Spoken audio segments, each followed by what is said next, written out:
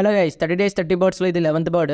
చాలా మంది మన ఫాలోవర్స్ సబ్స్క్రైబర్స్ అయితే అడుగుతున్నారు వుడ్ పికర్ ని చూపించమని. వుడ్ పికర్ సాధారణంగా సిటీలో కన్నా ఎక్కువ అడవిలో ఉండడానికి ఇష్టపడుతుంటాయి. అందుకని నేను ఎక్కువ చెట్లు ఎక్కడ ఉన్నాయో ఆ ప్రాంతంలోకి వెతకడానికి వెళ్ళాను. కొంచెం సేపు ఎతికిన తర్వాత చెట్టును కొడుతూ కొన్ని సౌండ్స్ అయితే వినిపించాయి. ఫైనల్ గా నేను వుడ్ పికర్ ని అయితే వెతకగలిగాను. మన ఇండియాలో దగ్గర దగ్గర 33 రకాల వుడ్ పికర్స్ ఉన్నాయి. ఈ రోజు మనకు కనిపించింది black rumped flameback woodpecker. ఈ వుడ్ పికర్ దగ్గర దగ్గర 8,000 నుండి 10,000 సార్లు డ్రిల్ చేయడానికి వుడ్ ని కొడుతుంది. ఇలా చేసినప్పుడు దాని తలకి ఏమీ అవ్వకుండా, వైబ్రేషన్ షాక్ గురవ్వకుండా దాని నాలుక ప్రొటెక్ట్ చేయబడుతుంది. సాధారణంగా దీని నాలుక ఏంటంటే దాని ముక్కు కన్నా 2 రెట్లు పొడవు ఉంటుంది.